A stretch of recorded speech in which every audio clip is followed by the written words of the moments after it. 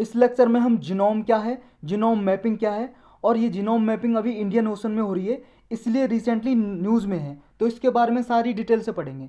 पहले जीनोम और genome mapping को लास्ट में देखेंगे हम, और ये इंस्टीट्यूट करा रहा है इसको नेशनल इंस्टीट्यूट ऑफ ओशियनग्राफी, इसके बारे में भी डिटेल से लास्ट में देखेंगे।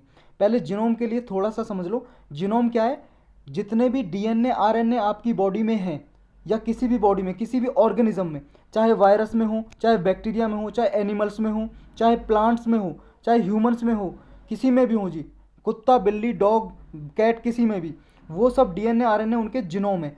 और जीनोम मैपिंग का क्या मतलब है, जीनोम के बारे में इन्फॉर्मेशन कि जीन कहाँ पे लोकेटेड है, कहाँ कितनी डिस्टेंस पे, कितनी दूरी पे, एक डिस्टेंस कितनी दूरी पे। और जीनोम को पता कैसे लगाते हैं, जैसे आपका बॉडी का ब्लड का सैंपल ले लिया, ब्लड के सैंपल से जीनोम का पता लगा जा सकता है, जीन का, कि आपकी बॉडी में कैसा जीन है, क्या इन्फॉर्मेशन है, सारी निकाली जा सकती हैं। इवन स्लाइवा से भी निकाला जा सकता है, कि आपकी मुंह की लार लेके भी जीनोम का पता लगा जा सकता है, या फिर आपके हेयर से, बाल से। तो इससे जीनोम डीएनए और आपके डीएनए कितने हैं, मतलब क्या इन्फॉर्मेशन है उनके बारे में, ये प्रोसेस करना जीनोम मैपिंग कहलाता है। और जितने भी डीएनए आरएनए वगैरह किसी ऑर्गेनिज्म में, वो हैं जी जीनोम, समझे। अब न्यूज़ में क्यों है, इससे रिसेंटली एक इंडियन ओशन में मैपिंग कराई जा रही है, जीनोम मैपिंग, तो इसके बारे में डिटेल से देखते हैं। ये नेशनल इंस्टीट्यूट ऑफ ओशियनोग्राफी है, जिसने लॉन्च किया है एक जीनोम मैपिंग का प्रोजेक्ट। ये first of its kind project है जी, इंडिया में पहली बार है कि इंडियन ओशियन में ये फर्स्ट जीनोम मैपिंग करा रहा है इंडियन इंस्टीट्यूट में, मतलब जो नेशनल इंस्टीट्यूट ऑफ ओशियनग्राफी है, इंडियन ओशियन में पहली बार करा रहा है। ये इंडियन ओशियन जी थर्ड लार्जेस्ट वाटर बॉडी है पूरे वर्ल्ड में, मतलब पहले पैसिफिक ओशियन सबसे बड़ा है, उसके बाद अटलांटिक, फिर इंडियन ओशियन। ये कवर करता है जी अर्थ सरफेस को, अर्थ में जो वाटर सरफेस है कम से कम 20% को कवर करता है इंडियन ओशियन। ये पूरा एरिया जी आपको देखना तो देख लो, ये मैप पे आपने देखा भी होगा, इंडियन ओशन है, ये इंडिया के अराउंड है। और यहाँ पे जो भी कंट्रीज है जी ये इंडियन ओशन के अराउंड, ये भी आपके लिए इंपॉर्टेंट हो जाती हैं।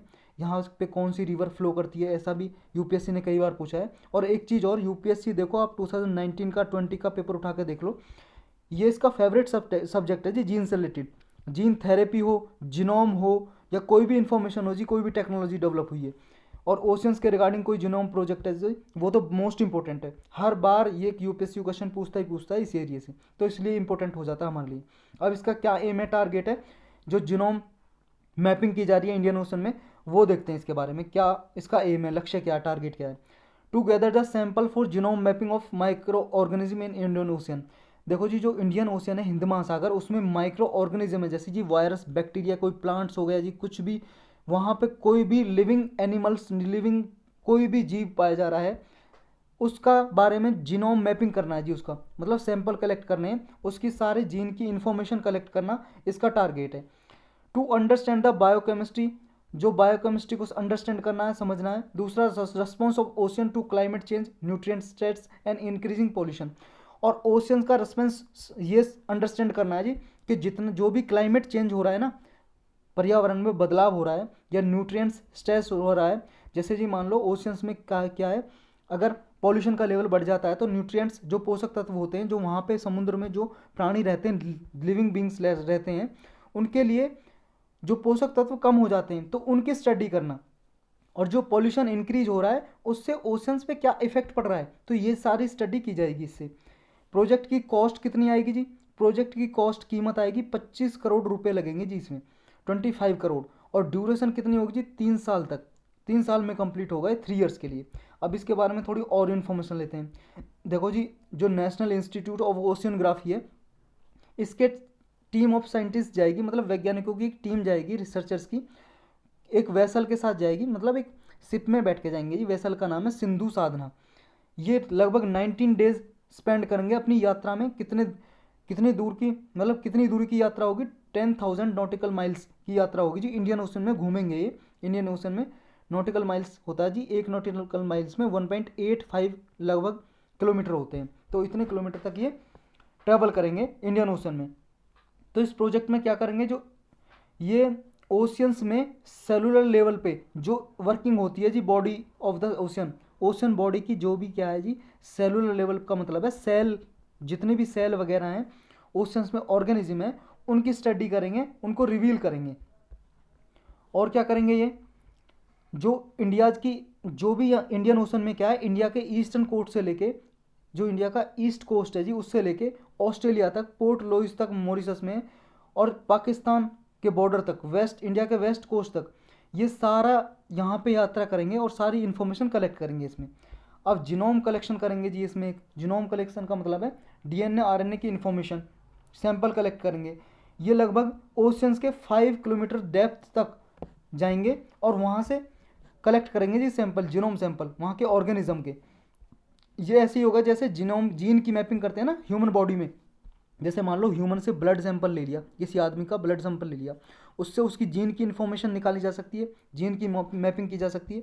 मैपिंग का मतलब है जी यहाँ इन्फॉर्मेशन कि process to know the information about the gene, gene के बारे में सारी इन्फॉर्मेशन कलेक्ट करना कि कौन सा जीन कहाँ पे कितनी दूरी पे डिस्टेंस पे रह रहा है, इस जीन की वजह से बॉडी में चेंजेस क्या क्या आ रहे हैं, आपके बदलाव, आपके बाल काले पीले हरे नीले क्यों हैं, आपकी आंखें काली पीली नीली गोरी कैसी भी हैं, वो सारी इन्फॉर्मेशन जीन से पता लगती है। समझ गए?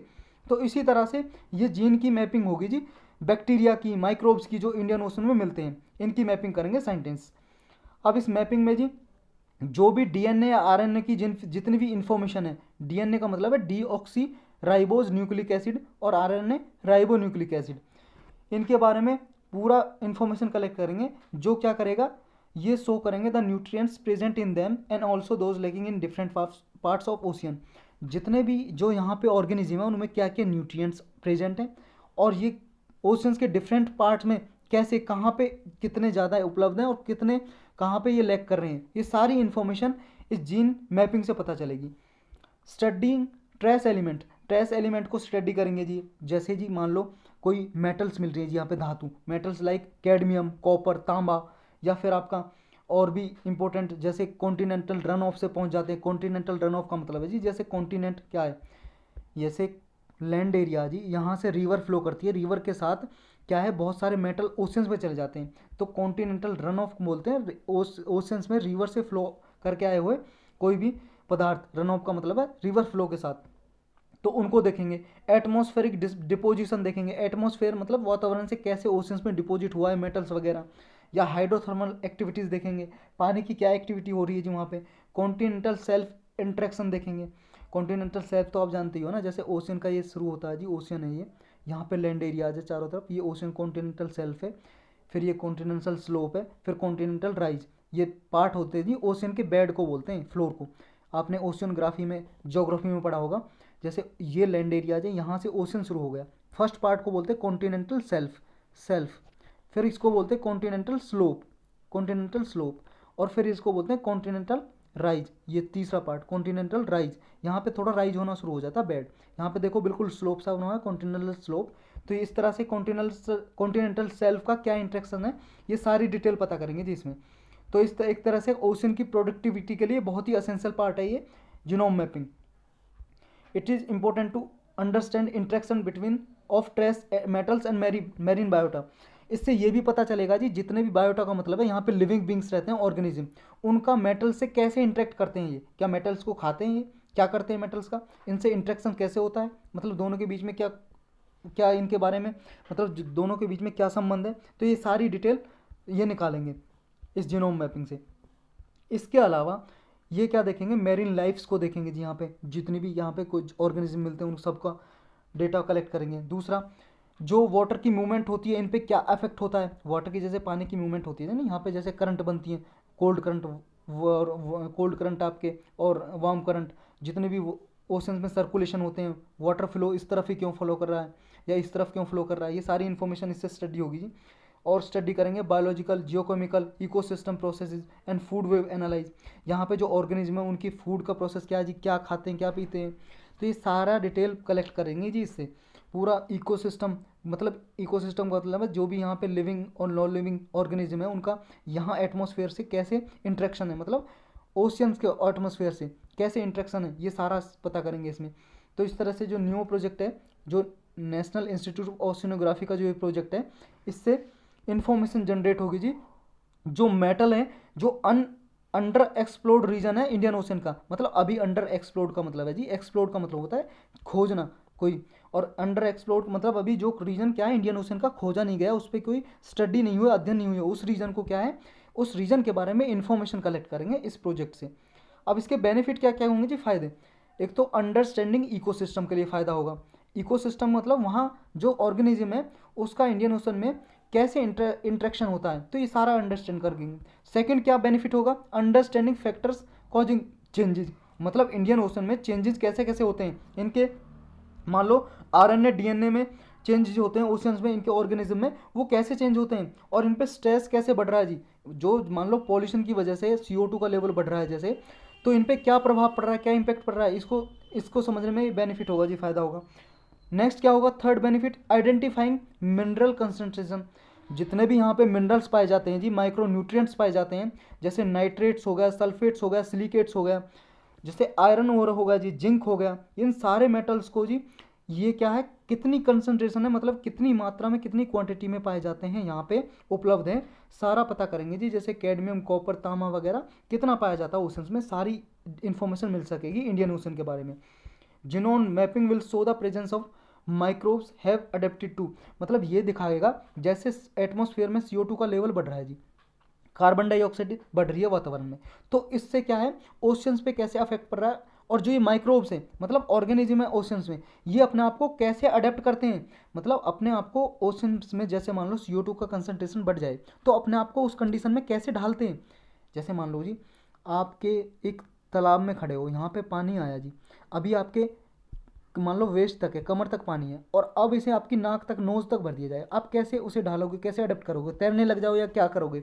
ऐसी माइक्रोब्स है जी, वो कैसे अपने आप को अडेप्ट करते हैं, ढालते हैं इस सिचुएशन के अनुसार, कैसे अपने आप को सूटेबल बनाते हैं किसी भी सिचुएशन के अनुसार, तो सारी इन्फॉर्मेशन ये पता चलेगी। और क्या होगा जी, this will help in identifying which part of the ocean has a greater concentration of which mineral and element. इससे ये पता चलेगा कि ओशंस में, जो इंडियन ओशंस है, कौन से पार्ट में ज़्यादा मिनरल हैं, कौन से पार्ट में ज़्यादा मेटल्स हैं, किस पार्ट्स में कम है, तो ये सारी इन्फॉर्मेशन पता चलेगी। और क्या होगा इससे, और ये पता चलेगा कि मान लो कहीं पे ज़्यादा कंसंट्रेशन है, एक्सेस है, कहीं पे लैक कर रहे हैं मिनरल्स, तो इनका रीज़न क्या है, पॉजिटिव फैक्टर क्या है कि यहाँ पे ज़्यादा मिनरल्स हैं और यहाँ पे कम मिनरल्स हैं, तो इनका रीज़न पता चलेगा, और कुछ सॉल्यूशन पता लगा सकेंगे साइंटिस्ट कि इस जो क्राइटेरिया है इसको मिटिगेट करने के लिए, मिटिगेट का मतलब है जी कम करने के लिए, कि क्या है कि किसी माइक्रोब्स के लिए मिनरल्स चाहिए, वहाँ पे न्यूट्रिएंट्स चाहिए, तो इसके लिए सॉल्यूशन पता चलेगा कि कैसे उपलब्ध कराए जा सकते हैं। अब ह्यूमन बेनिफिट क्या होगा जी, मानव को क्या फ़ायदा होगा, ओशंस के ऑर्गेनिज्म को चलो फ़ायदा होगा, लेकिन मानव को क्या फ़ायदा होगा जी, देखो जी, large pool of RNA DNA library of oceans will be utilise for using the Indian Ocean to human benefit in future. Future में क्या है जी, भविष्य में ह्यूमन के बेनिफिट के लिए भी यूज़ हो सकता है, अगर ओशंस के जितने भी ऑर्गेनिज्म के हैं उनके RNA DNA की इन्फॉर्मेशन होगी, इससे क्या है, मान लो कोई डिसीज़ होगी जी जैसे कुछ, उसके ट्रीटमेंट वगैरह में यूज़ हो सकते हैं, तो ये ह्यूमन का बेनिफिट होगा जी इससे। इंक्रीज्ड बायोटेक्नोलॉजी एप्लीकेशन, बायोटेक्नोलॉजी में जी इसकी यूज बढ़ेगा, एप्लीकेशन बढ़ेगी। जो जिनोम मैपिंग है ये क्या है, जो कॉमर्शियल बायोटेक्नोलॉजी एप्लीकेशन इन ये ग्रो हो रही है, तो इनमें क्या है, इसकी एप्लीकेशन हो सकेगी जी, यूज हो सकेगा। जैसे मान लो मल्टीपल एंटी कैंसर ट्रीटमेंट में हो सकेगा इसका यूज, कॉस्मेटिक्स में, इंडस्ट्रियल एंजाइम्स या एंटीवायरल मॉलिक्यूल्स में हो सकेगा, मतलब दवाइयाँ बनाई जा सकेंगी कैंसर से रिलेटेड और डिसीज से रिलेटेड कुछ भी, इसमें बायोटेक्नोलॉजी की फील्ड में, टेक्नोलॉजी जो बायोटेक्नोलॉजी की फील्ड में क्या है, प्रमोशन मिलेगा इससे। दूसरा और क्या होगा जी इससे, नेक्स्ट होगा जी इससे कि ऑप्टिमाइजेशन ऑफ कंजर्वेशन इफर्ट, कि जेनेटिक लेवल है जी जो ओशंस में, उसको कैसे संरक्षण किया जा सकता है, कैसे कंजर्व किया जा सकता है, कैसे प्रोटेक्ट किया जा सकता है यहाँ की टैक्सोनॉमी को, तो ये सारी इन्फॉर्मेशन से हम प्रोटेक्ट कर सकेंगे इसमें। तो ये सारी तो थी जी नेशनल इंस्टीट्यूट ऑफ ओशन की जो जिनोम मैपिंग कर रहे हैं इंडियन ओशन में, उससे रिगार्डिंग इन्फॉर्मेशन। अब जिनोम क्या है, जिनोम मैपिंग क्या है, इससे रिगार्डिंग सारी इन्फॉर्मेशन देखते हैं हम। पहले जानते हैं जिनोम। जिनोम क्या है, genome is the complete set of DNA और RNA in RNA virus of an organism. किसी भी जीव जंतु में DNA RNA की इन्फॉर्मेशन, मतलब उनकी कंप्लीट DNA RNA क्या है, इन ये ही पूरा उनका DNA RNA को बोलते हैं जीनोम, समझे। ई genome contains all information needed to build maintain organism. जो जीनोम होते हैं ना, जो DNA होते हैं, RNA, इनमें सारी इन्फॉर्मेशन होती है कि ऑर्गेनिज्म को कैसे बिल्ड किया जा सकता है, कैसे मेंटेन किया जा सकता है।